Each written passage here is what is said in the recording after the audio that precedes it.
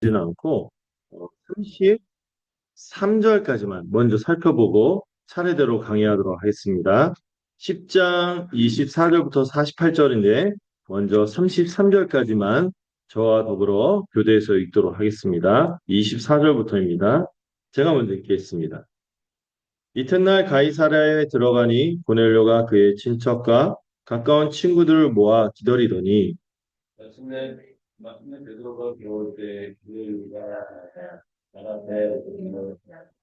베드로가 일으켜 이르되 일어서라 나도 사람이라 하고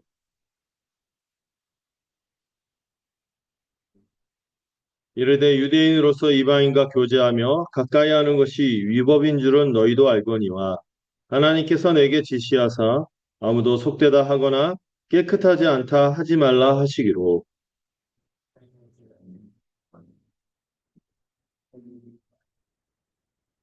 고넬료가 이르되 내가 나흘 전 이맘때까지 내 집에서 제 굿이 기도를 하는데 갑자기 한 사람이 빛난 옷을 입고 내 앞에 서서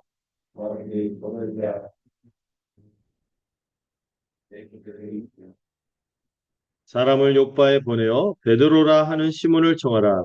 그가 바닷가 무두장이 시몬의 집에 유숙하느니라 하시기로.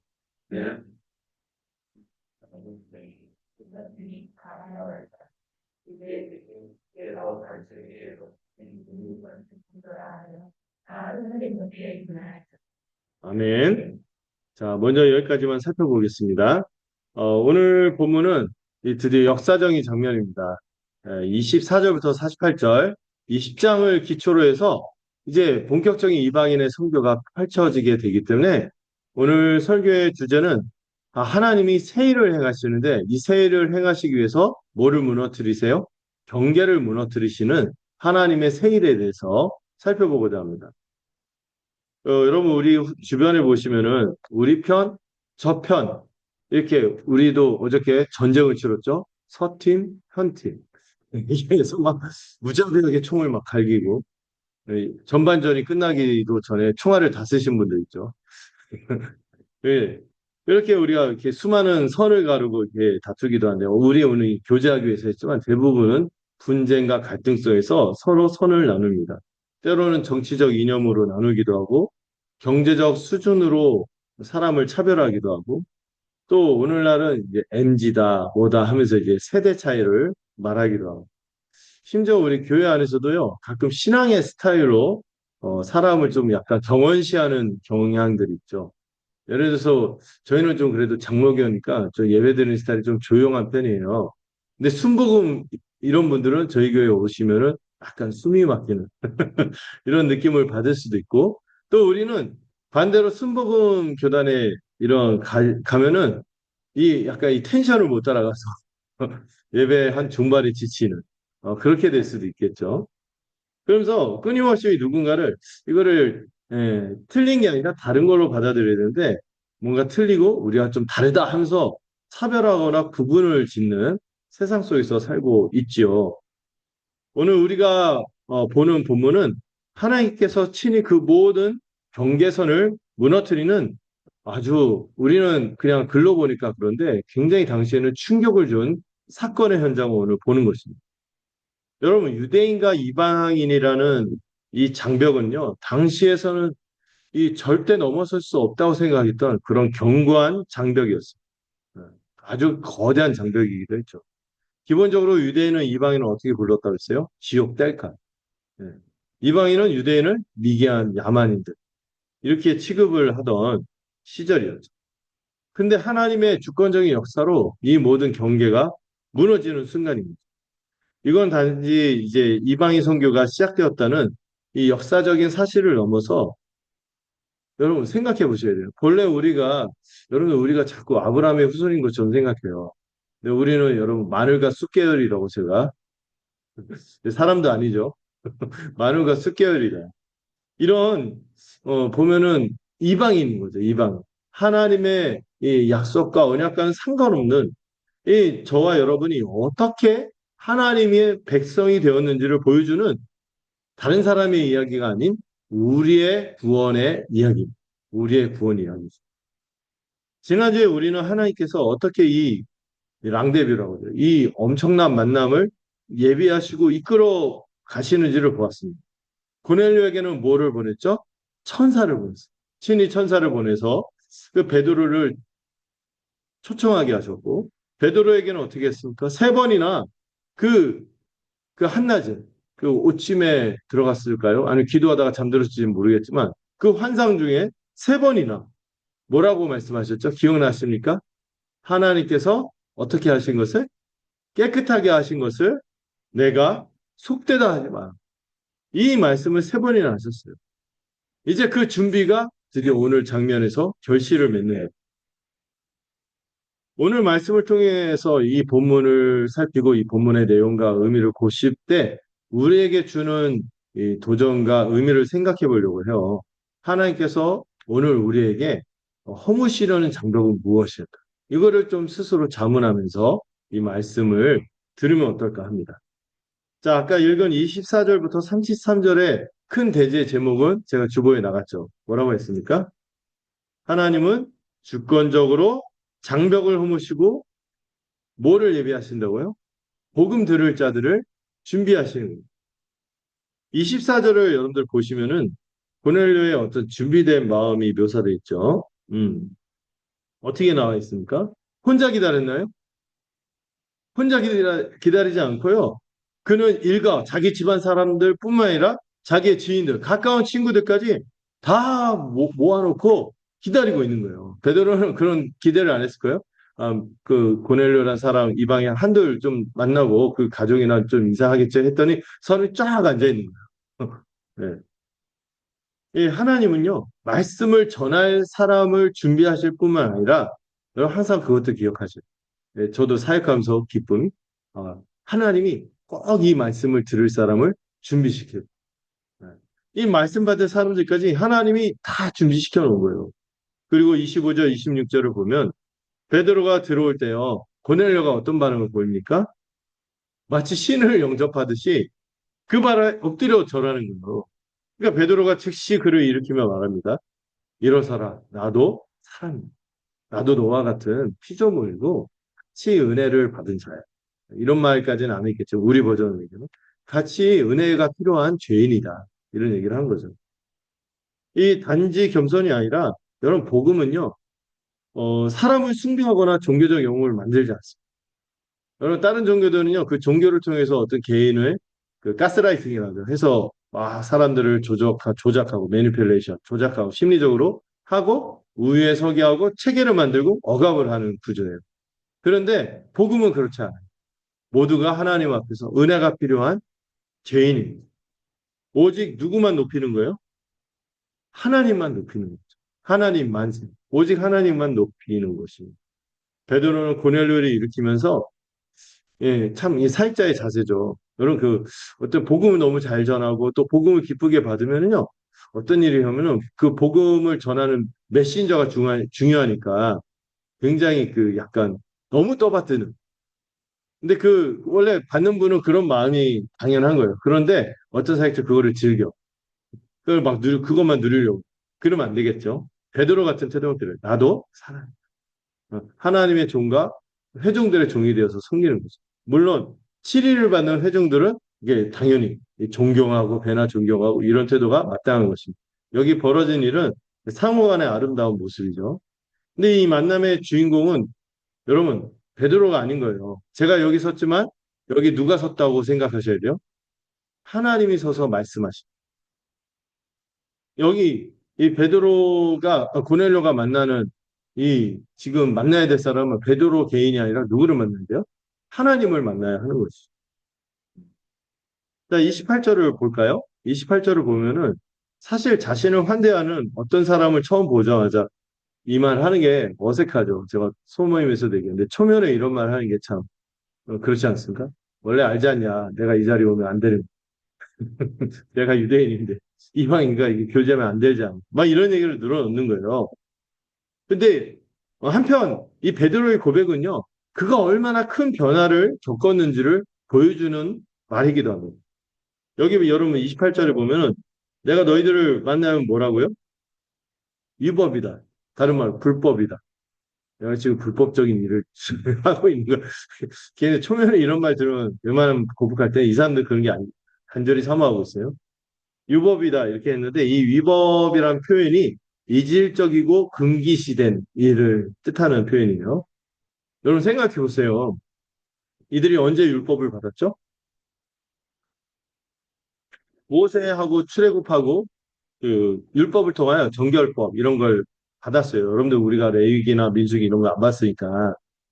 그런데 출애굽기 바로 다음에 그런 율법이 주어져요. 그러니까 연대를 따지면 출애굽 연대를 BC 1400년 정도 치거든요. 그 예수님 공생애하고 뭐 이런 거 치면은 적어도 1500년이 그렇게 율법을 지키는 정결법을 지켜서 이방의 그 어떤 하나님 거룩하고 정결하고 속되고 이렇게 나눠서 철저히 차별하던 삶을 몇 년 살아온 거예요. 1년은 얘기가 아니에요. 어떤 사회 간섭이 빨리 없어지기가 어렵잖아요. 우리나라도 뭐 구습을 철폐한다, 악습을 막 적폐를 청산한다 얼마나 어렵습니까? 그런데 1500년을 지키는 거예요. 1500년. 이 1500년을 지켜온 자기의 정체성과 거룩함과 모든 것을 부정하는 행위가 지금 베드로가 이방인들 앞에 서 있는 이 자리에 서 있는 그 모습인 거죠. 여러분, 베드로에게만 이런 편견이 있을까 생각해 볼 수 있습니다. 우리에게도 있지 않을까 생각해 봅니다. 여러분들 너무 요즘에 굉장히 그 갈등이 심해요. 젠더 갈등도 심해지는 것 같고, 세대 갈등도 어떤 분이 그러더라고요. 어떤 그 되게 유명한 생태학자인데 지금 젠더 갈등보다 더 심각한 건 세대 갈등. 세대와 세대가 이 생존을 놓고 또 자기가 삶을 영위하는 걸 놓고 굉장히 점점 이 청년들이 부구화되는 것도 그것과 연관이 있다고 하더라고요. 자기 그 장래가 보장이 안 되니까 막 이렇게 굉장히 개인주의적일 뿐만 아니라 공격적인 이런 자세가 나오죠.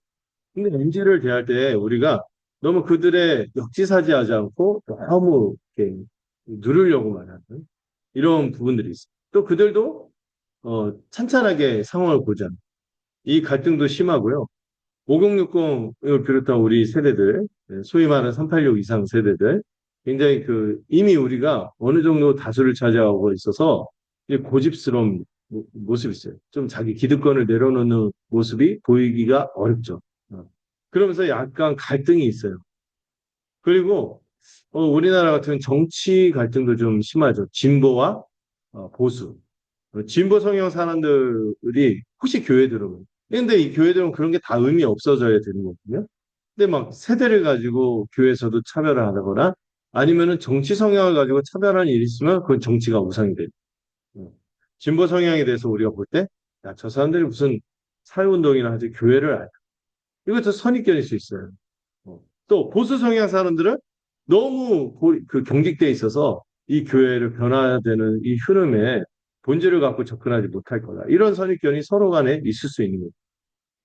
또 직업에 따라서 차별하기도 합니다. 좀 그 안정된 직장이나 이런 직업을 갖고 있는 분들은 이 비정규직에 대해서 함부로 여기거나 비정규직은 또 반대로 막 그렇게 가진 사람들에 대해서 그 박탈감을 가지고 대하기도 하고.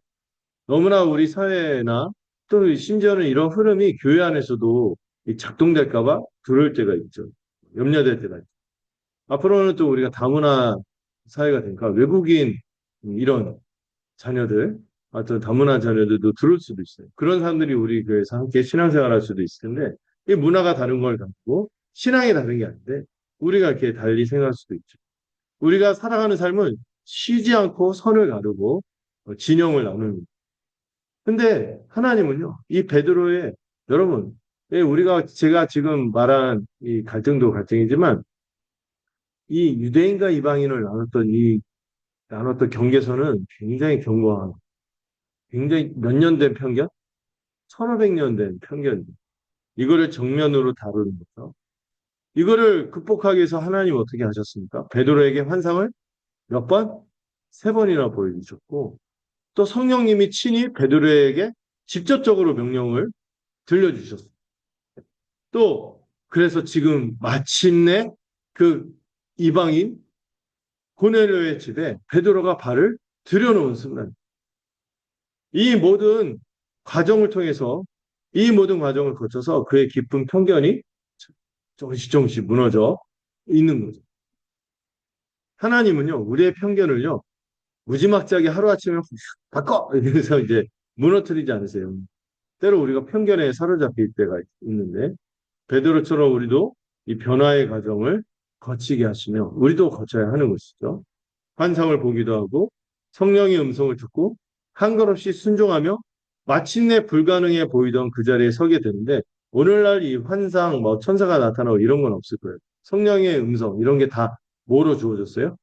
말씀으로 주어졌는데, 말씀을 계속 듣다 보면 우리의 경과 마음의 벽이 무너지게. 그래서 그 말씀을 따라 우리가 불가능해 보이는 순종의 자리까지 서게 될 것입니다. 29절을 볼까요? 29절을 보니까 어떻습니까? 사양하지 않고 와서 무슨 일로 불렀냐. 이렇게 말하면서 더 이상 주저하지 않고 왔다는 것을 지금 확인할 수 있죠. 순종하는 것. 여러분, 이 베드로의 29절의 말을 통하여 지금 뭐가 성취된 거예요? 사도행전 1장 8절. 여기가 권능을 받고, 성령을 받고, 권능을 통하여 예루살렘과 온 유대와 사마리아와 지금 어디까지? 땅 끝까지 이르러 내 증인이 된다는데, 드디어 이 땅 끝으로 베드로가 교회의 대표로서 발끝을 내민 거예요. 이 주님의 명령을 받은 이 사도의 발이 지금 이방인 고넬료 앞에 이른 것이며, 예루살렘과 유대를 넘어 이제 복음이 땅 끝을 향해 나아가는 구속사적인 위대한 순간입니다. 음. 자, 이번에 30절에서 33절 한번 이 부분만 다시 한번 읽어볼까요? 30절에서 33절 읽어보겠습니다. 시작.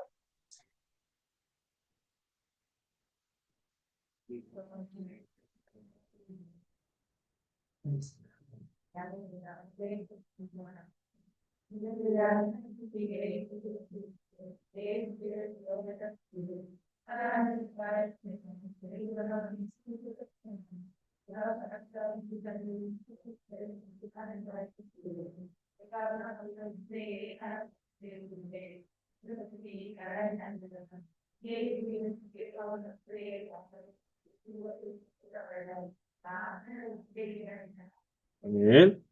자, 먼저 고넬료가 나흘 전에 9시, 9시는 몇 시라 했죠? 오후 3시에 기도하는 중에 천사에게 지시를 받은 그 동의를 설명했어요. 그리고 33절을 보세요. 33절을 보시면은 완벽한 청중의 자세가 나와 있어요. 뭐라고 말합니까? 주께서 명하신 모든 것을 듣고자, 모든 것을 듣고자. 저는 이 모든 것이 좋아요.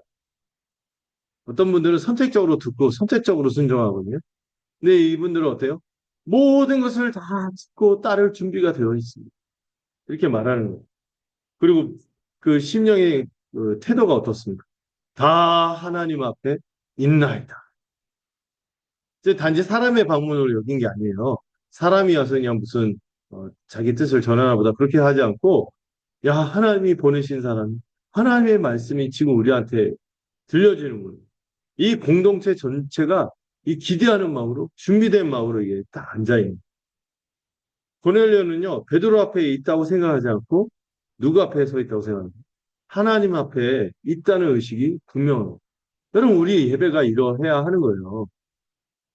이해하십니까? 이 시간에 올 때 제가 전하지만 제가 위탁받아서 하는 거고 저는 사실 이렇게 없어도 돼요. 근데 하나님의 말씀이 여러분들의 선포될 때는 여러분 누구 앞에 서 있는 거예요? 하나님 앞에 서 있는 거예요. 우리가 설교를 들을 때도 마찬가지인데요. 우리는 설교자 앞이 아니라 하나님 앞에 서 있는 거예요. 고넬료가 이 고백을 했을 때 비로소 베드로는 하나님이 자신을 보낸 목적을 분명히 알게 된 거죠.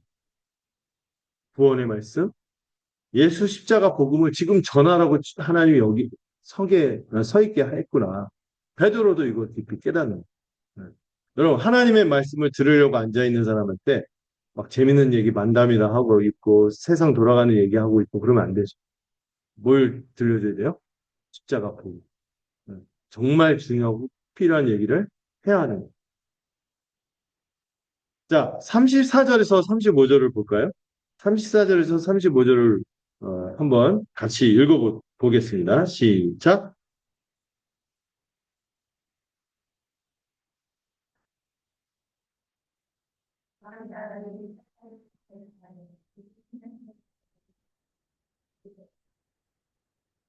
음.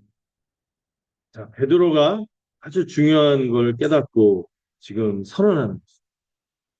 지난주에 이어서 우리가 잠깐 이 35절의 표현을 좀 우리가 잘 유의해서 이해해야 될 것 같아요. 지난주에 이어서 굉장히 중요한 헷갈리면 안 되는 지점을 얘기하려고 하는데 혹시 여전히 그 전에 지난주에 고넬료처럼 경건하게 기도하고 구제하니까 구원받을 만해서 하나님께서 구원해 주시는구나 이렇게 생각하면 안 된다고 말씀드렸어요. 이렇게 보는 경우들이 있는데 잘못된 해석이죠. 그렇게 해석하는 사람들이 이제 펠라기오스라고 있었어요. 이단이 있어요. 근데 그렇게 보면 안 되고 고넬료의 경건과 구제는 그가 의를 행한다 이렇게 표현을 하는데 그 의를 행한 것은 구원의 조건일까요? 어. 그러면은요, 그는 이미 그 행동이 하나님께 받음직해서 이미 받았기 때문에 누가 올 필요가 없어요. 천사가 그에게 나타날 필요도 없고, 베드로가 와서 복음 전할 필요도 없는 거예요. 어. 고넬료는 이미 구원받았기 때문에 그럴 필요가 없죠. 또, 그렇게 이해하는 것 보면 이렇게 이해할 수도 있어요. 혹시 하나님을 경외하면은 딴 종교 같이 갖고 있어도 구원받지 않을까? 어. 고넬료는 아직 회심하기 전이다. 유대교에 머물고 있고, 또 그가 완전히 이방 거기서 벗어난지 알 수가 없잖아요. 그런데 일단 하나님을 어쨌든 그 모호하게 이 하나님을 경외하면은 좀 하나님 그래도 봐주시지 않을까? 이거를 어떤 견해라고 하죠? 종교 무슨주의? 다원주의. 네, 그런 견해로 받아서도 안 되는 거죠. 여러분, 이 베드로가 36절에 각 나라 중 하나님을 경외하며 의를 행하는 사람은 다 받으시는 줄 깨달았도다. 사람의 외모를 보지 않는다. 이 얘기하고 나서 36절 지나 37절부터 뭘 얘기해요? 43절까지 우리가 다음 대지에서 살펴볼 텐데 복음을 상세하게 설명하는 거죠. 어. 구원의 유일한 길인 예수 그리스도를 명확히 선포하게끔. 그게 아니고선 구원받을 수 없기 때문에 그거를 선언하는 거죠. 두 가지 헷갈리면 안 된다고 했죠. 행위구원. 고넬료가 구원받을 만했으니까 구원받아. 또 두 번째로 종교다운. 아, 그냥 다른 종교를 갖고 있어도 아니면 완전히 복음을 몰라도 그래도 하나님 대충 하나님에 대해서 그런 마음 갖고 있어요. 하나님 좀 봐주지 않을까? 아니죠. 천하 모든 이름 중 구원 얻을 만한 이름은 뭐밖에 안 주셨다? 예수밖에 안 줬다는 것을 오늘 명확히 해야 하는 것이죠. 그러면은 이 표현 36절 표현을 잘 봐야 돼요. 음. 제가 글씨가 안 보여서 35절이네요. 숫자가 너무 조그매. 35절에 보면은 그 의를 행하는 사람, 하나님을 경외하며 의를 행하는 사람은 어떤 표현일까? 이건 구원의 조건을 말하는 게 아니라 하나님께서 그가 복음을 받아들일 수 있도록 미리 예비하신 마음의 상태를 표현하는 것이다. 이렇게 봅니다. 그래서 우리 교단에서는 그런 표현이 있어요. 회신 준비로. 회심하도록 그 본인이 준비한 게 아니라 누가 준비시켰다? 하나님이 준비시킨. 여러분, 이 사람이 회심받기 위해서 뭔가 자격을 갖춘 게 아니라 이것도 누가 인도하신 거예요? 하나님이 인도하신 거예요. 하나님의 역사하심이 있는 거예요. 고넬료의 이 경건한 삶은 그가 복음을 들을 때 믿음으로 반응할 수 있도록 영적으로 반응할 수 있도록 이 정직하고 신실하게 반응할 수 있도록 그 마음을 하나님께서 거듭나게 미리 하신 거예요. 어. 구원은 여러분 우리의 행위가 아니라 언제 일어납니까? 우리가 복음을 들을 예수 그리스도를 믿음으로 받는 것이 구원입니다. 이것이 이제 43절에서 베드로의 설교서에서 명확히 드러날 거예요. 하나님은 모든 나라 중에서 백성을 부르시죠. 그렇지만 여러분, 모든 사람을 무조건 구원하나요? 우리 뭐 선택서, 예정서 이거 믿지만 이거를 만인 구원론, 보편 구원론이라고 하죠.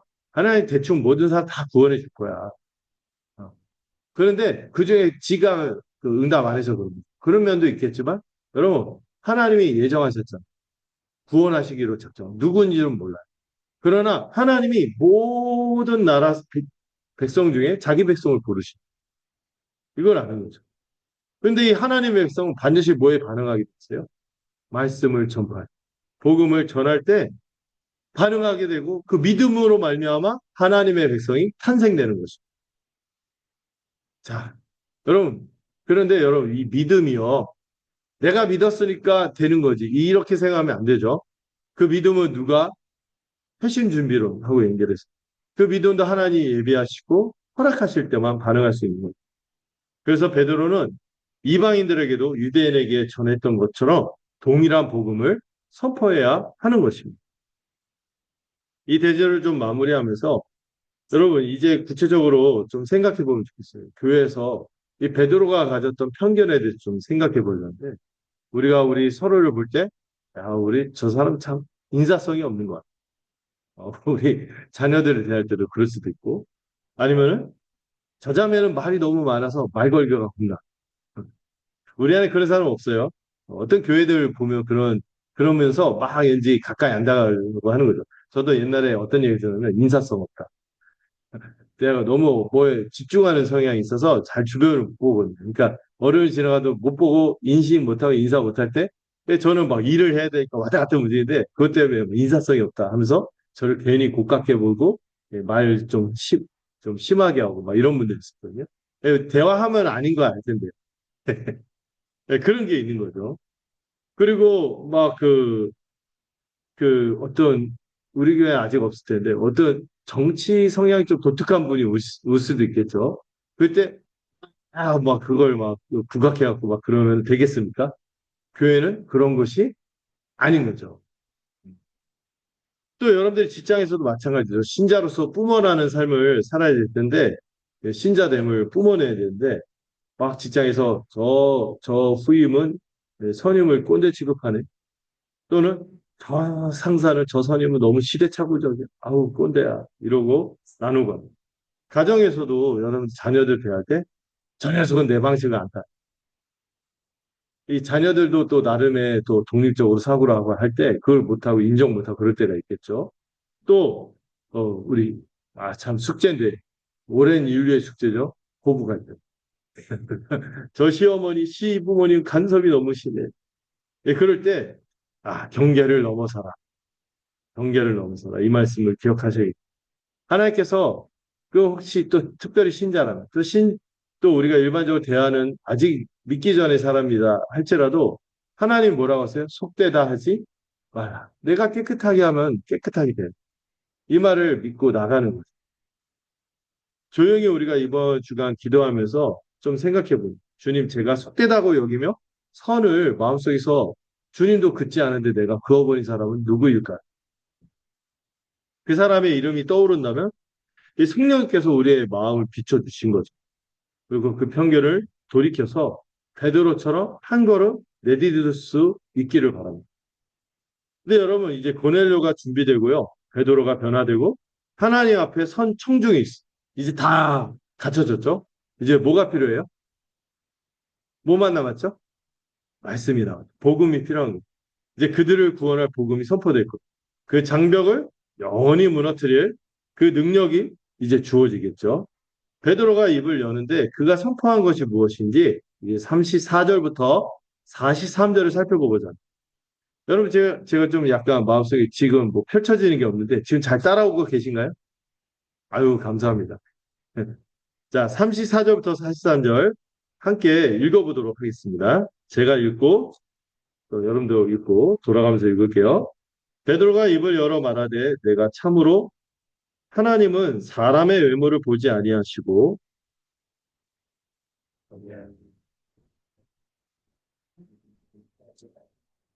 만유의 주 되신 예수 그리스도로 말미암아 화평의 복음을 전하사 이스라엘 자손들에게 보내신 말씀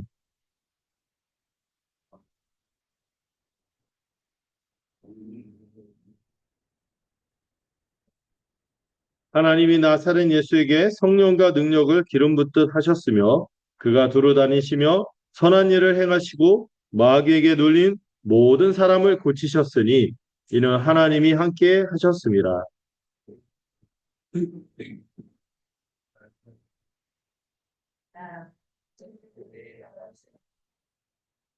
하나님이 사흘 만에 다시 살리사 나타내시되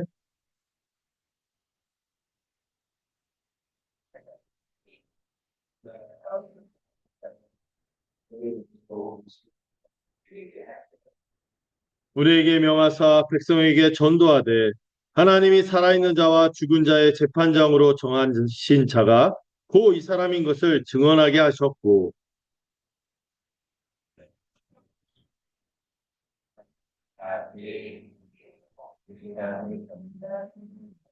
아멘. 자, 베드로가 이제 드디어 복음을 선포했습니다. 이 선포한 복음의 주제는 뭐죠? 이대제 제목이죠. 예수 그리스도는 만유의 주시며 유일한 구원의 길이십니다. 이걸 선언하고 있습니다. 하나님이 이 베드로의 편견을 무너뜨리고 이 유대인과 이방인의 벽을 허무신 것은 이 베드로가 선포하는 복음 자체가 뭘 갖고 있어요? 모든 장벽을 무너뜨릴 수 있는 능력을 갖고 있기 때문입니다. 네. 복음 자체가 능력이에요. 뭐를 허무는? 모든 벽을 허무. 생각해 보십시오. 유대인과 이방인을 가르던 장벽이 뭐였죠? 유대인과 이방인 뭐가 갈랐죠? 단지 혈통이 아니었죠. 결정적으로 그들을 가르게 했던 기준이 있었어요. 율법이었고, 할례였고, 정결법이 유대인과 이방인을 구별하게 했어요. 거룩한 백성, 부정한 이방인. 그런데 여러분, 어떻게 그 벽이 허물어지게 됐어요? 뭐 때문에? 예수님의 십자가 은혜 때문에. 그리스도께서 십자가에서 무엇을 행하셨어요? 사실 유대인도 할례만 받았고 정결법을 지켰지만 율법을 지키는 사람들이에요? 아니, 못 지키는 사람들이에요. 그 모든 저주를 십자가에서 모든 율법의 저주를 누가? 예수 그리스도께서 십자가에서 그 저주를 속량하셨기 때문에. 속량 배우신 거 기억나시죠? 값을 치러서 대가를 다 지불하셔서 율법의 저주에서 다 해방시키신 거예요. 율법의 저주를 그리스도께서 다 담당하신 거예요. 그래서 예수님이 숨을 거두실 때 어떤 일이 일어났습니까? 성전에 이 그 두께 15cm의 그 휘장이 위에서부터 아래로 쫙 찢어졌어요. 그리고 에베소서 2장 14절에 이런 말씀이 있습니다. 그는 우리의 화평이신지라 둘로 하나를 만드사 원수된 것 곧 중간에 막힌 담을 자기 육체로 허무시고 예수님이 십자가로 그 모든 장벽을 십자가에서 허무신 거예요. 율법을 어긴 자, 죄인, 더러운 이방인 이 모든 것을 경계를 다 허물었던 거죠. 그러므로 베드로가 이제 선포하는 복음은 단순히 예수님이 구원자시다 여기에서 그치는 게 아닌 거예요. 이 복음은 모든 경계를 무너뜨리고 모든 장벽을 허무는 하나님의 능력 그 자체인 것입니다. 그래서 베드로가 이렇게 시작하는 것이죠. 여러분 36절을 보실까요? 36절에서 예수님에 대해서 뭐라고 말합니까? 만유의 주, 만유의 주시. 예수님은요, 하나님의 백성이라고 그 스스로 여겼던 유대인만을 위해서 오신 게 아니라 누구를 위해서 오신 거예요? 만인, 이 많은 이방인들, 모든 사람을 위해서 오신 거예요. 만유의 주신 거예요. 유대인과 이방인을 포함한 모든 피조물의 주인이 누구시다? 예수님이시죠. 예수님은 물론 교회의 머리로서 우리가 다이렉트로 예수님 우리 주님이십니다. 하지만 저들이 모를 뿐이지 저들의 주인도 누구예요? 세상 이 교회 밖에 있는 세상 사람들도 예수님이 주인 거예요. 우리는 그걸 믿는 거예요. 만유의 주이십니다. 이 선포가 모든 경계를 허무는 복음의 출발점이죠. 그리고 주님이 뭘 전하셨어요? 36절 화평의 복음. 아까 에베소서 2장 14절 그는 화평이다 했는데 화평의 복음이었어요. 이 화평을 뭘 가져옵니까? 하나님과의 원수된 우리의 관계를 화평하게 하시고 또 사람과 사람 사이의 모든 관계를 화평하게 하시고 이 세상은 우리는 평화 원하지만 전쟁의 소문은 늘어간다. 이런 찬양이 있어요. 이 세상도 지금 좋은 분위기지만 그러나 조금만 좀 하면은 이 평화는 그냥 그만 허망하게 허물어지거든. 이런 세상의 모든 화평 우리 심령 안에 많은 사람들이 이 심령이 화평이 없어서 고통스러운데 이 모든 화평이 누구로부터? 그리스도로부터 주어질 거예요. 그리스도 안에서 이루어집니다.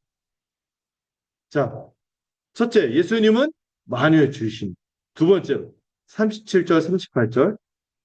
그 하나님께서요, 이 나사렛의 예수께 뭘 주셨어요? 성령과 능력을 기름 붓듯 부어주셨어요. 예수님의 사역은요, 단지 예수님이 그 미라클 메이커, 막 기적을 일으키는 어떤 이벤트를 하는 그런 인간, 이게 아닌 거죠. 하나님이 보내셨고, 하나님이 부여하신 이 성령과 능력으로 기름 부음을 받은 세 글자, 뭐다? 메시아. 메시아로서 그 사역을 한 거예요.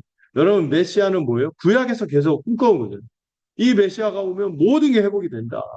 하나님의 백성, 이 세상이 그 사자와 어린 양이 뛰놀고, 이 사막이 샘물이 흘러넘치고 그런 세상이 될 거다. 하여튼 그 메시아의 사역이 예수님이 이 성령과 능력을 기름 붓듯이 행함으로 드러난 거죠.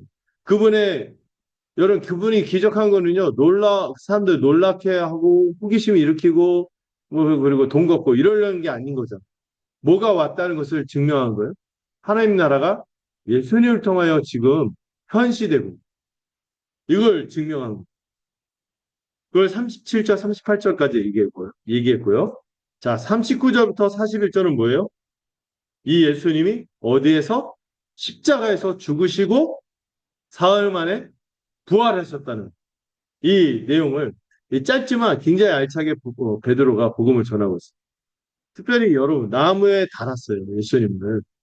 나무에 달았다는 거는 여러분 나무에 달았다는 게 어떤 단순한 처형 방법이 아닌 거 아시죠? 나무에 달았다면 신명기에서 뭐라 했어요? 신명기 21장 23절. 나무에 달린 자는 여지없이 누구의 저주를 받은 자? 하나님의 저주를 받은 자. 그래서 유대인들이요 지금도 예수님 믿는 거 꺼리는 거 중에 나무에 달린 자 하나님께 저주받은 자다 이거 어떻게 메시아가 될 수 있는 그러고 있거든요. 그런데 뭘 모르는 거예요? 그 하나님의 저주는 원래 누가 받았어야 돼? 우리가 받았어야 되는데 우리 주님이 거기서 우리의 저주를 담당하신 것이죠. 그리고 그것을 알 수 있는 게 뭐예요? 사흘 만에 우리 예수님이 안 살아났다면 예수님이 하나님 저주받고 죽은 거예요. 자기 죄로 죽었는지 알 수가 없죠. 근데 보란 듯이 누가 살리셨어요? 하나님이 살리셨어요. 왜? 예수님은 죄인이 아니니까. 의인이시고 우리 죄를 담당하신 것을 담당한 죽음이었다는 것, 대신한 죽음이었다는 것을 강력하게 증거하는 게 뭐예요? 부활입니다. 사흘 만에 살아났죠. 여러분 이게 그 어떤 신학적인 선포로 말로만 남아있는 진리가 아니죠. 뭐예요? 역사적인 사실이기 때문에 사도들이 자기를 뭐라고 표현하니까 41절에서 미리 택하신 증인. 여러분 증인은 뭐예요? 본 것만, 목격한 것만, 들은 것만 말하는 거예요. 예수님이 살아났다고 우리가 굳게 믿고 이 세상을 변화시키자. 뭐 옛날에 도덕, 뭐 MRA라고 했잖아요. 도덕 재무자. 뭐 이런 것처럼 신념을 내세우고 허구의 사실을 말한 게 아니라 이들은 뭐예요? 역사적으로 십자가를 보았고 비참하게 예수님이 죽은 걸 보았고 그리고 아무도 생각하고 기대하지 않은데 3일 만에 부활하신 것을 똑똑히 본 것이 증인인 거죠. 여러분 그리고 마지막 42절 마지막이 아니죠. 넷째 예수님은 또 어떤 분이세요? 42절 산자와 죽은 자의 재판장이죠. 복음을요 어떤 분들은 그냥 그 심리적인 평안을 주고 위로를 주는 마음의 위로만 주는 그런 것으로 오해하는데 그런 메시지가 아니죠. 여러분 예수님은 어떤 분이세요? 산자와 죽은 자를 심판하실 재판장. 자기 운명을 모르면 막 재판장 나와서도 해 하고 막 이상한 얘기하고 그러겠죠. 근데 자기 운명이 절실한 운명이 누구에게 달려 있다는 걸 알 때 재판장에게 달려 있는 거라. 제가 아는 어떤 분이 그 제가 직접 아는 분은 아닌데 재판장에 들어갔대요. 피고인 재판장을 딱 보는데 뭐처럼 느껴지냐면 하나님처럼 느껴져요. 왜냐면 저 사람 말 한마디에 자기 운명이 결정됩니다. 근데 예수님 어떤 분으로 산 자와 죽은 자를 심판하실 재판장으로 선언하는 거죠. 저는 예수님을 우리의 어떤 상담자나 뭐 우리 문제를 해결하는 그런 분 정도가 아니라 여러분의 궁극적인 운명을 결정하는 분이 누구예요? 예수님입니다. 저는 예수님에 대해서 무겁게 생각합니다. 그런데 이 장차 올 크고 두려운 심판 앞에서 유일한 구원의 길, 이걸 제시하는 엄중한 선포가 바로 42절이죠. 예수님은 뭐다? 산자와 죽은 자의 재판장이며 여러분 그분 앞에서 우리가 의롭다는 선언을 들어야지 구원이 있는. 그리고 43절 복음의 결론이죠. 43절 한번 읽어볼까요? 시작.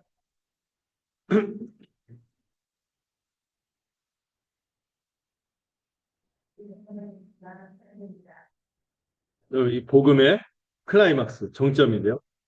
여러분 그런데 이 구원의 길을 이 예수님이 심판자시고 십자가 죽음 메시아로서 행하시고 또 만유의 주로서 성령과 능력과 하나님 나라를 가져오신 이 분을 우리가 어떻게 할 때?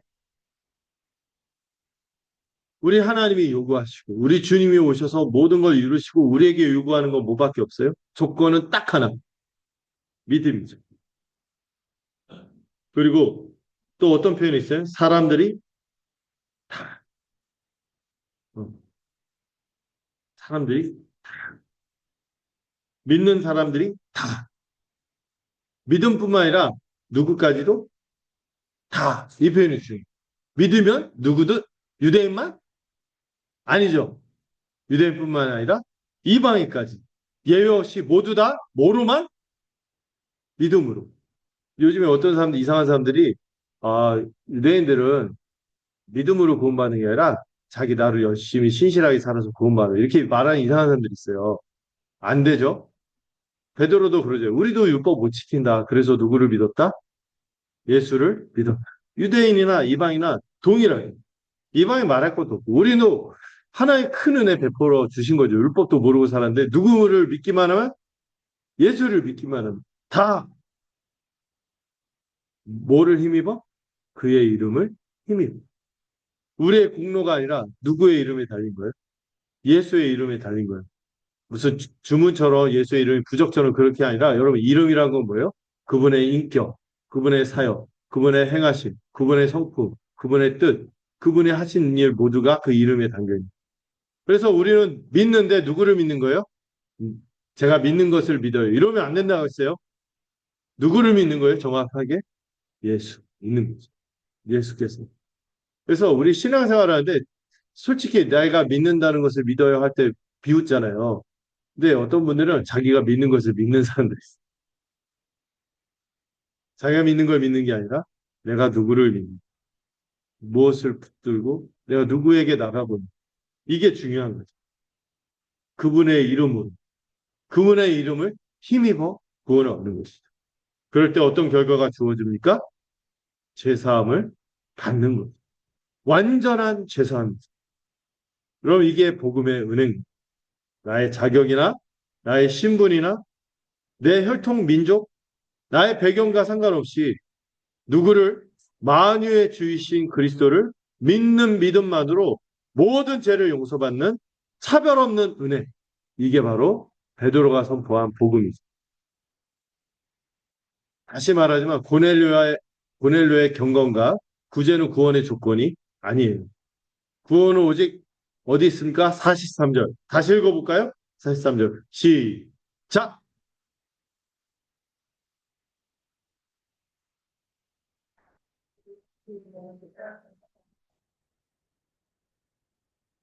오직 그를 믿는 믿음만으로 구원을 얻습니다. 고넬료도 베드로의 설교를 듣고 예수 그리스도를 믿음으로 구원받은 것이 그의 경건과 구제는 그게 아니면 소용없는 거예요. 그리고 이 복음이야말로 첫 번째 대지에서 본 모든 편견과 장벽을 무너뜨리는 하나님의 능력인 것입니다. 십자가가 율법의 장벽을 허물었고 찢어진 휘장이 거룩함과 속됨의 경계를 제거했어요. 여러분 휘장이 뭐를 가렸죠? 지성소. 가장 거룩한 지성소. 하나님께 죄인들은 나갈 수 없다. 정결한 자는 정결케 한 제사장은 어디까지만? 성소까지밖에 못 들어가. 그러나 딱 1년에 한 사람 가장 거룩한 시간, 가장 거룩한 장소, 가장 거룩한 게 여겨지는 한 사람만 1년에 한 번 들어갔던 그 지성소. 그거를 단번에 찢으신. 이제 더 이상 거룩, 정결, 속됨 이런 구분이 없어진. 부활이 생명과 죽음의 담도 무너뜨렸어. 죽느냐 사느냐 이 죽음, 죄로 인한 죽음이 찾아왔어. 근데 이 생명을 다시 가져왔어. 죽음과 생명, 누구도 넘을 수 없다고 생각했던 이 장벽도 무너뜨린 거예요. 이 복음을 믿는 자는 더 이상 차별할 수 없어요. 왜냐하면 우리 모두가 이 동일한 은혜로 같은 십자가로 같은 믿음으로 구원받았기 때문에 교회는 보편성 들어보셨나요? 아무도 차별 없이 그 은혜를 누리게 되는 것이. 이게 베드로가 선포한 복음의 정점이죠. 43절. 그를 믿는 사람들이 다 그의 이름을 힘입어 제사함을 받는다. 이게 복음의 정점입니다. 유대인이든 이방인이든 누구든지 예수를 믿으면 구원받는 것이. 그런데 여러분 44절 볼까요? 자, 44절부터 48절까지 한꺼번에 저와 함께 읽어보도록 하겠습니다. 44절 제가 먼저 읽을게요. 베드로가 이 말을 할 때 성령이 말씀 듣는 모든 사람에게 내려오시니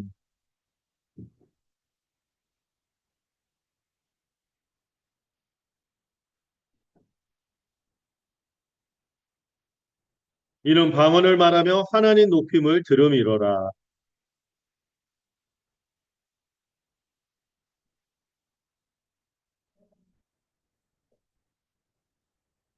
함께 마지막 절 읽겠습니다. 명하여 예수 그리스도의 이름으로 세례를 베풀라 하니라. 그들이 베드로에게 며칠 더 머물기를 청하니라. 자, 이 마지막 대지의 제목이 뭐라고요?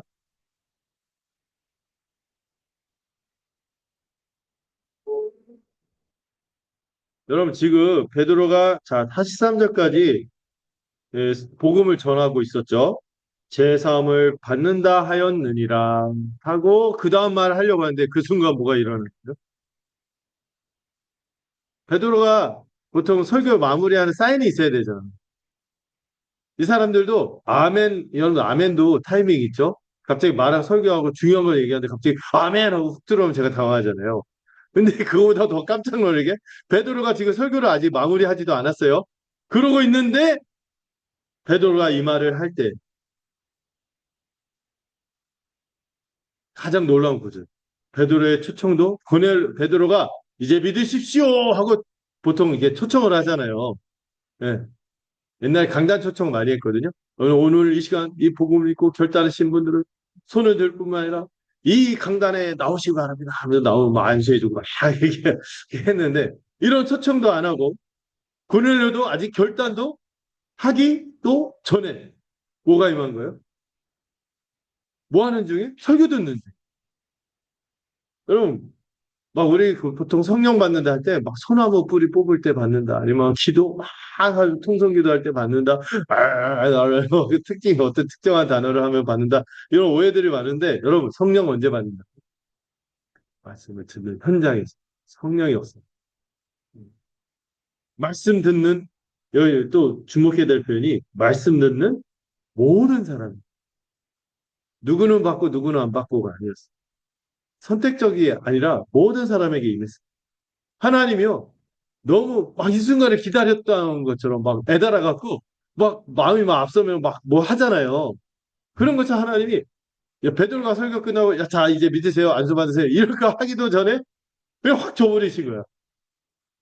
얼마나 하나님이 이 순간을 열망했는지 알 수 있죠. 음.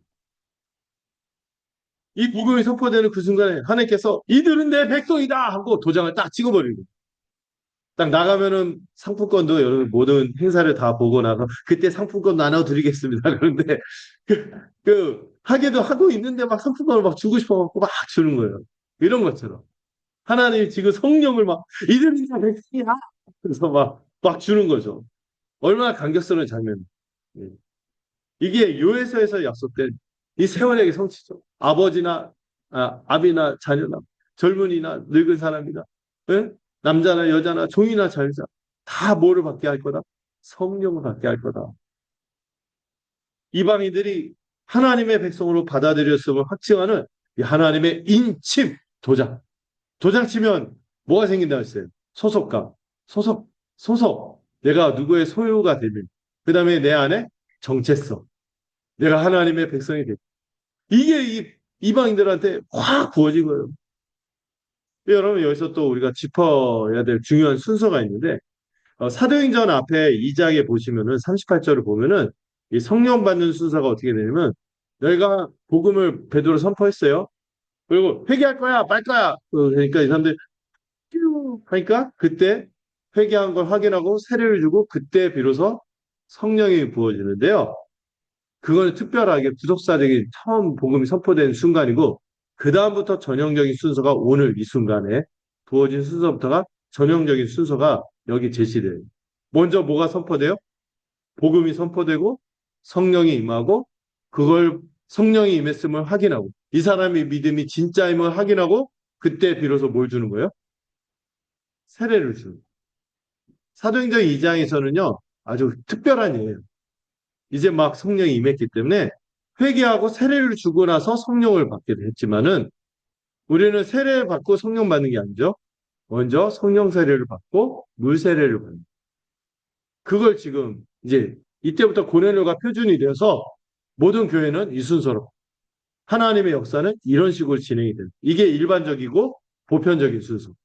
스탠다드 순서인 거죠. 먼저 뭘 들어요? 복음을 듣고. 그때 성령의 역사가 있어서 회심하고 믿게 되면 이걸 통하여 세례를 주는 거예요. 이 순서를 통하여 우리는 알 수 있어요. 구원은 인간의 결단으로 이루어지는 것이나 교회가 어떤 의식을 베푼다고 되는 게 아닌 거죠. 카톨릭은 사효론이라고 해서 사는 어떤 행사, 의식, 의식만 베풀면 그 의식의 효과를 발휘한다고 믿어요. 그래서 여러분들 종군 신부들 전쟁터 보시면은 종군 신부들 영화 같은 거 보고 있잖아요. 그 카톨릭 종군 신부 병이 어떻게 해요? 얘 죽었는데 죽었든 살아있든 막 성호 그으면서 세례를 막 베풀잖아. 혹시 안 믿고 죽으면 지옥 갈까 봐 거기서 세례만 베풀면 이제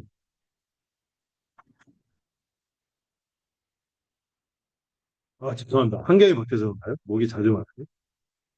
사효론이라서 어떤 그 행사, 의식이 무조건 효력을 발휘한다고 하는데 그렇지 않아요. 우리 개신교 어떻게 믿죠? 복음을 듣고 성령이 먼저 임하고 그것을 교회가 확인하고 세례를 주는 거죠. 인간의 결단이나 교회의 의식보다 뭐가 앞서는 거예요? 하나님의 주권적인 은혜가 앞서는 것이죠. 그 결과로 성령이 임재하셨다는 것은 하나님께서 이미 그들을 받으셨다는 완료된 사실. 이미 누가 받으신 거예요, 이들을? 하나님이 받으셨다는 사실에 선포한. 자, 그리고 나서 45절, 46절. 자, 45절, 46절. 보시면은 뭐라고 나있어요?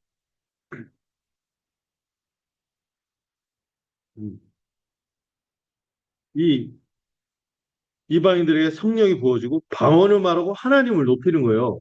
이 모습이 누구와 같아요? 자기들과 같은 거예요. 이 광경을 목격한 유대인 신자들이 어떻게 반응하죠? 46절? 45절? 성령 부어주심으로 말미암아 뭐 했어요? 놀랐다는 표현이 나오는데 이 원어를 제가 보니까 정신이 나갈 정도로 경악했. 베드로와 함께 유대인 신자들이 이 광경을 보고요. 소리도 못 내. 너무 놀래가. 어떻게 할지 모르고. 우리는 은혜 받았구나 이러고 넘어갈 텐데 유대인들은요. 엄청난 충격이었던 거예요. 그들의 신학 체계, 믿고 있었던 체계, 그들의 세계관이 와르르 무너진. 왜 그렇게 놀랐을까요? 이방인들에게, 우리에게만이 할례 받고 하나님의 율법을 지킨 우리에게만이 아니라 누구에게? 이방인이 단지 몸 안에 복음을 듣고 믿기만 해. 성령이 부어진 거예요. 이방인이고 할례도 받지 않고 율법도 지키지 않고 유대인 신자들과 모든 면이 달랐는데 단 하나 그들이 여기 47절에 뭐라고 해요? 베드로가 우리와 같이 성령을 받았어. 우리와 같이. 오순절날 유대인들이 성령을 받았을 때 어떻게 했어요? 그 유대인 먼저 된 신자들, 120명의 신자들이 성령을 받고 하나님을 찬양하면서 하나님의 큰 일을 말하며 방언으로 찬양을 했죠. 똑같은 현상이 일어나요. 여기서 또 헷갈리면 안 되는 지점이 있습니다. 어떤 교단은요, 그러니까 방언 받아야지 성령 받은 거야. 이렇게 말하시는 교단도 있어요. 우리 교단은 안 그래요. 근데 가끔 그런 교단인데 그 교단도 그거는 이제 틀렸다. 이렇게 인정하는 추세예요. 옛날엔 막 그랬죠. 방언 안 받은 성령 안 받은 것처럼서 그런 얘기도 해요. 강사들이 부흥사 강사들이 애도 받는 방언을 못 받나 하면서 막 심하게 얘기하고 그러는데 아니죠. 예. 방언은 유대인 신자들에게 지금 이방인도 구원을 받았다는 것을 확증하기 위해서 특별하고 가시적으로 지금 하나님이 나타내신 표적이에요. 여러분 방언 안 받았다고 성령 안 받았다고 생각하면 안 돼요. 성령은 누가 받는다? 복음을 듣고 믿는 자. 네. 누구도 성령이 아니고서는 예수를 주라고 할 수 없어요. 네. 그거죠. 네. 방언은 이때 필요했던 표적이었어요. 이방인들도 우리와 같이 하나님의 백성이 됐구나 하는 것을 눈으로도 확인하고 뭐로도 귀로도 확인하도록 주신 표적이었던 거예요. 이들에겐 그런 명백한 증거가 필요해요. 왜? 유대인 신자들도 이들을 하나님의 한 백성을 받아들이겠어요. 이게 주어집니다. 여러분 그러면 성령을 받았다는 것을 어느 시대나 동일하게 입증할 수 있는 증거는 뭘까요? 첫 번째, 믿음. 믿음. 두 번째, 성령 받으면 당연히 그 안에 생명 현상이 나타나겠죠. 뭐가 나타나요? 성령의 열매들. 성령의 열매들.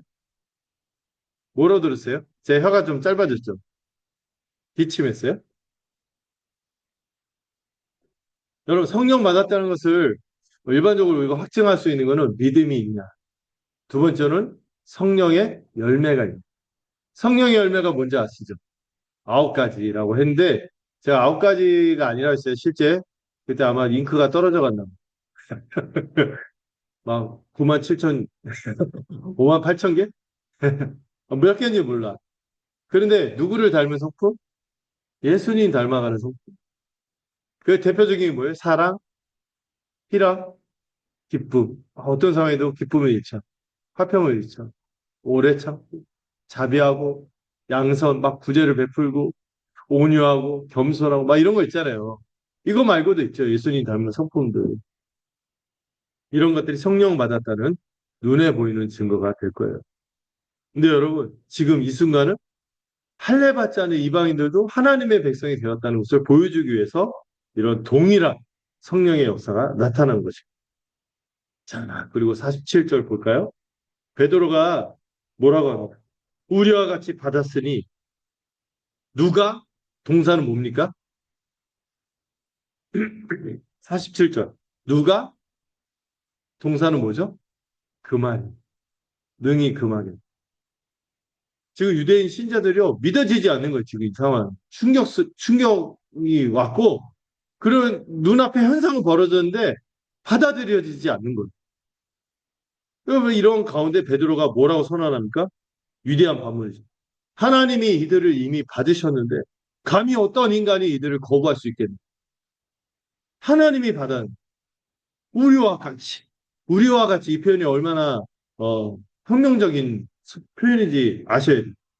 여러분 이제 예수를 믿기만 하면 1등 시민, 2등 시민 이런 거 있어요? 없어요? 없어요. 2등 시민 이런 거 없어요. 어떤 사람은 부분적으로 구원받고 하는 거 봐서 나중에 연옥에서 천국 가고 있어요? 없어요? 없어요. 조건부로 받을게 이런 거 없어요. 이들은 단지 믿음으로 유대인 신자들과 동등하게 차별 없이 완전하게 성령을 받은 것입니다. 누가 능히 그 말이요? 이건 명령이 아니라 반문이죠. 누가 금할 수 있겠냐? 아무도 금할 수 없다. 가장 강력한 명령이죠. 하나님이 행하신 일인데 누가 막을 수 있겠어? 그리고 48절 베드로는 즉시 이 사람들에 대해서 예수 그리스도의 이름으로 뭘 줘라? 세례를 베풀어라. 여러분 세례는 뭐가 된다는 거예요? 교회가 됩니다. 이들도 교회다. 하나님의 동등한 백성이다. 성령께서 이미 이루신 일을 교회가 공적으로 인정하고 선포하는 이 세례를 베푼 것이죠. 그리고 여러분 48절 끝에 보실까요? 음. 베드로에게 어떻게 하기를 원했어요, 이들이? 며칠 더 머물기를 청했어요. 왜요? 말씀도 더 듣겠지만 성도의 교제를 누리기. 수많은 교제를 누리기. 여러분 저하고 친하셔야 돼요. 인간적으로 친하자 이게 아니라 말씀 받는 그런 자로서 또 성도의 교제로서 저하고 깊이 제가 어떤 꿈을 꾸며 교회를 꿈꾸며 또 어떻게 신앙의 방향을 또 구원을 이루어가기 위해서 어떻게 하는지 그 의향을 같이 나누면서 살아가야 되는 성도의 교제를 누리셔야 하는 것입니다. 며칠 더 머물기. 이게 파격적인 건데요. 유대인과 이방인이 한 집에 머무는 거예요. 한 식탁에서 함께 먹고 마시고 교제하는 거죠. 여러분 왜 우리가 이렇게 SVT 하는지 아세요? 이거 누리려고 하는 거죠. 그냥 놀러 가자 재밌다 이게 끝나는 게 아니라 저 언니는 왜 이렇게 참참참을 못할까? 이런 거 그냥 기억하고 남으려고 하는 게 아니라 우리가 가족이다, 식구다. 정말 아유 정겹다. 참 이렇게 우리가 이런 모습들을 보면서 얼마나 이 정이 가고 마음이 참 풋풋해지고 그렇습니다. 음. 이걸 위해서 살아가는 거예요. 여러분 28절에서 이렇게 함께 있는 걸 뭐라고 했어요? 위법이라고 했어요. 위법이다. 함께 할 수 없다. 꺼려진다. 역겹다. 이랬는데 48절에서는 뭐예요? 자연스러운 교제가 이루어지는 거지. 더 나아가 이 청함은 단순한 초대가 아니에요. 종문주까지 부정하다 여겨졌던 이방인들이 이제 세례 교인의 자격, 하나님의 한 백성이라는 당당한 권리로 베드로에게 교제를 청하는 거죠. 여러분 경계가 완전히 무너진 새로운 공동체, 교회가 탄생한 순간입니다. 여러분 이 말씀을 좀 적용해 보려고 해요. 여러분 베드로의 선언이 들리세요? 이 사람들이 우리와 같이 성령을 받았어요. 그들도 우리와 같이 성령을 받은 하나님의 자녀들입니다. 이번 주에 우리도 어떤 사람이 이렇게 우리와 같이 하나님의 자녀가 될 수 있을지 생각해 보면 어떨까요? 그리고 그 사람에게 먼저 다가가 보는 거죠. 이름을 부르면서 이제 수고하셨습니다. 이렇게 말하면서 말을 건넬 수도 있고, 가능하면은 뭐 집에 한번 와서 우리 같이 한번 밥 먹으면서 얘기해 볼까? 이것도 시도해 볼 수 있겠죠. 베드로가 고넬료의 집에 며칠 더 머문 것처럼 우리도 함께 시간을 보내고 함께 식사를 이야기를 이렇게 우리끼리도 그런 거죠. 교제는 선택이 아니에요. 성도의 교제는 복음의 필연적인 결과인 것이. 어떤 데는 말씀만 듣고 학원처럼 배우고 그런 것이 아닌 거예요. 가족됨을 누리는 같은 복음을 믿고 같은 성령을 받았다면 우리는 가족인 거죠. 하나님이 받으신 사람을 우리가 거부할 수 없는 거죠. 우리가 서로에 대해서 먼저 그렇게 생각해야 되고 하나님이 저를 받으셨다면 우리는 능히 금할 수 없다. 이 생각으로 서로를 대하는 거죠. 말씀을 마무리하겠습니다. 오늘 고넬료의 집에서 일어난 이 사건은 과거의 역사가 아니라 오늘 우리와 여러분의 이야기, 저와 여러분의 이야기. 우리는 본래 여러분들 우리가 막 아브라함 후손인 것처럼 생각하면 안 된다고 했어요. 마늘과 쑥 계열이라고 했죠. 고넬료와 같은 이방인이었어요. 언약 밖에 있던 자들이었어요. 그러나 하나님이 먼저 이 경계를 무너뜨리시고 십자가 복음으로 우리를 부르시고 우리와 같이 성령으로 인치셔서 하나님의 백성이 되게 하신 것이죠. 우리는 이미 우리가 지난주에 외쳤죠. 우리는 이미 하나님께서 속되다 하지 말라고 하신 자들. 이미 깨끗하대. 만유의 주이신 예수를 믿어 죄사함 받은 자들이죠. 우리와 같이 성령을 받은 하나님의 자녀들인 것이죠. 이게 우리의 정체성입니다. 그러므로 이 정체성을 가진 우리는 두 가지 소명이 흘러나오고요. 오늘 말씀은 두 가지를 요청하는데 첫째, 내 안의 편견이 무엇인지 깨우쳐서 구체적으로 회개하는 거예요. 우리 주변에 혹시 그런 생각 갖고 대하는 사람 있지 않습니까? 저 사람은 하나님도 어쩔 수 없을 거예요. 이러면서 미리 선을 그은 사람이 있지 않습니까? 오늘 본문은 사람이 가진 어떤 조건, 결함, 심지어 죄악조차도 그를 구원하시려는 하나님의 뜻을 막을 수 없음을 보여주고 있죠. 그래서 여러분들 이번 주간에 그런 영혼이 떠오른다면 매일 아침 기도하세요. 주님, 제가 속되다고 여기며 선을 그은 사람, 그 사람 누구입니까? 혹시 그 사람이라면 성령께서 그 사람의 얼굴이 떠오르고 이름이 떠오른다면 여러분을 비추고 있는 거예요. 그 편견을 회개하고 세대가 다른 그 사람, 정치 성향이 다른 그 사람, 경제적 수준이 다른 그 사람, 문화가 다른 그 사람, 하나님께서 이미 깨끗하게 하신 그 사람을 우리가 속되다 할 수 없다는 마음을 품으시기 바랍니다. 두 번째로 우리와 가치를 구체적으로 실천해 보는. 이제 이 시간 예배를 드린 후에 또 일상으로 돌아갈 때 한 사람을 정해보고 그리고 먼저 다가가 아까 인사말을 건넬 수도 있고 또 가능하다면 식사를 하세요. 다음 주일이든 이번 주 중이든 그분과 시간을 보내는 고넬료도 처음에는 복음 밖에 있었던 사람이다. 나 베드로가 그의 집으로 갔을 때 그와 그의 집이 복음을 듣고 구원을 받았습니다. 여러분도 혹시 이 사람도 복음을 알았으면 좋겠다 하는 분이 있다면 먼저 한번 자기 집으로 초대해 보는 교회로 가자 하면 안 와요. 안 가려고요. 이 집으로 초대하고 막 교제하는 가운데 자연스럽게 이 복음의 은혜를 나누는 것도 부담 없이 시작할 수 있는 첫걸음입니다. 물론 요즘 자기 집을 초대하는 게 쉽지 않아요. 식사라도 하나 같이 하자는 거죠. 그분도 고넬료처럼 복음을 듣고 앞으로 회심할 사람인지 어떻게 알겠습니까? 우리가 우리가 금할 수 있겠습니다. 하나님이 받으려는 자. 장차 우리와 같이 성령을 받은 하나님의 자녀가 될 수도 있는 겁니다. 마지막으로 질문을 던져볼게요. 하나님께서 오늘 나에게 허무시려는 장벽이 무엇일까요? 내가 금하고 있는 사람은 누구일까요? 성령께서 의심하지 말고 함께 가라고 인도하시는 그곳으로 순종하겠습니다. 우리 교회가 진정으로 모든 경계가 무너진 하나님 나라를 살아내는 공동체가 되기를 간절히 소망합니다. 기도하겠습니다. 하나님 아버지, 오늘 이 놀라운 복음을 다시 한번 우리에게 선포해 주시니 감사드립니다. 우리가 본래 고넬료처럼 언약 밖에 있던 이방인이었습니다. 그러나 주님께서 그 경계를 무너뜨리시고 십자가 복음으로 우리를 부르셨으며 성령으로 인치셔서 하나님의 백성이 되도록 하셨습니다. 이 영광스러운 정체성을 날마다 묵상하도록 들어 주시옵소서. 내 안의 편견을 구체적으로 보게 하시고 회개하도록 인도하여 주시옵소서. 그리고 베드로처럼 순종하며 한 걸음씩 나가도록 우리를 붙들어 주시옵소서. 이 43절의 복음을 다시 붙잡게 하여 주시옵소서. 그를 믿는 사람들이 다 그의 이름을 힘입어 죄사함을 받는다는 이 약속을 확실하게 하여 주시옵소서. 이번 주 하나님이 받으신 자를 차별 없이 환대하게 하여 주시옵소서. 구체적으로 한 사람에게 다가가게 하시고 우리 교회가 우리와 같이 성령 받은 모든 지체를 온전히 품는 진정한 하나님이 가족이 되도록 우리를 붙들어 주시옵소서. 예수님의 이름으로 기도드렸습니다. 아멘. 우리 찬송가 510장 함께 찬양하도록 하겠습니다.